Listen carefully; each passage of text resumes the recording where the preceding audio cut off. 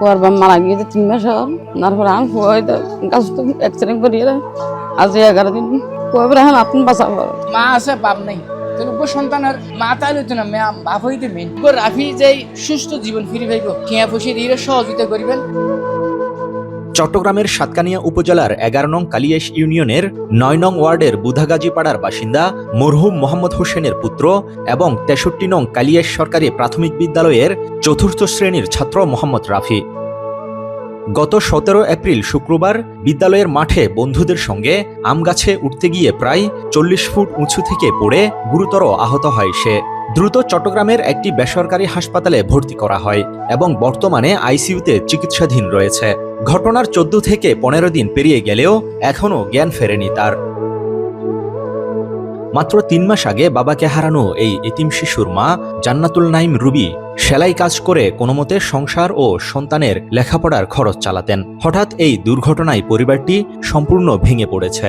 ব্যয়বহুল আইসিইউ চিকিৎসার খরচ বহন করা তার একার পক্ষে কোনোভাবেই সম্ভব হচ্ছে না। কান্নাজড়িত কণ্ঠে রাফির মা বলেন, আমার ছেলেকে বাঁচান, আমার আর কেউ নেই। পরবার মারা গিয়েছে 3 মাস হল। তারপরে আমি গাছ তো অ্যাক্সিডেন্ট করিয়ে আজ 11 দিন অ্যাক্সিডেন্ট হয়ে আহত নদী ফুয়ে বিচারা সম্বল আর কে নেই। এখন আমরা বেগুন আর কেন সহযোগিতা করা না আমরা বেগুন সহযোগিতা না কেন বাঁচ। রাফির নানা মোহাম্মদ নজরুল ইসলাম হাসপাতালে ছুটে গিয়ে চিকিৎসার খোঁজ খবর নিচ্ছেন। তিনি জানান, চিকিৎসা চালিয়ে যেতে অনেক অর্থের প্রয়োজন, যা এই পরিবারের একার পক্ষে জোগাড় করা অসম্ভব। আসলে অবস্থা এন খারাপ, আর যেহেতু মা আছে বাপ নাই, তাহলে সন্তানের মা তাইলে তো না বাপ হইতে মেন। এই হারানো যে আর ওর পরিবারকে অসহায় আই হিসাবে অনায়াসন হিসাবে দেশবাসী যারা আছেন, প্রবাসী যারা আছেন বা যারা তুমি টিয়া বসে আছে, তারও আন নাতিরিককে চাইরে তাই যেন আবার স্কুল দেখতে রে, মার কুলুস দেখতে রে বা পরিবেশন নিধি যে খেলা হাইতে রে, ফুটবল মিশতে রে, সুস্থ হয়ে যান বাড়ি যেতে রে। এই দোয়ান অনার গরিবের পাশাপাশি যারা তুমি টিয়া বসে আছে বোধ টিয়া বন্ধুকে খরচ করে হইতে লিখবেন। এবং অনেক মানুষ আছে সঠিক দান গরিবের সুযোগ না পারে। তবে আর একটা সাইড দিয়ে এই অসহায় পরিবারের আছে রাফি যে সুস্থ জীবন ফিরে পাইব ওনারা টিয়া পয়সা দিয়ে সহযোগিতা করিবেন ইয়ে না কামনা করি। বিদ্যালয়ের ভারপ্রাপ্ত শিক্ষকও জানান, রাফি একজন নিয়মিত ও মনোযোগী ছাত্র।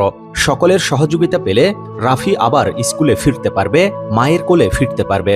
অত্র বিদ্যালয়ের 4র্থ শ্রেণীর ছাত্র মোহাম্মদ আদনান নুরুর রহমান রাফি গাছ থেকে পড়ে গুরুতর আহত হয়েছে এবং বর্তমানে সে চট্টগ্রাম মেডিকেল কলেজে মৃত্যুর সঙ্গে পাঞ্জা লড়ে আছে। আমি তাকে সর্বস্তরের জনসাধারণকে একটু আর্থিকভাবে সহযোগিতা করে ছাত্রকে আমাদের বিদ্যালয়ে আবার ফিরে আসার জন্য সকলের প্রতি আবেদন করছি। দেশ বিদেশে অবস্থানরত সকল মানবতাকামী মানুষের কাছে এই এতিম শিশুর জীবন বাঁচাতে এগিয়ে আসার আবেদন জানানো হয়েছে।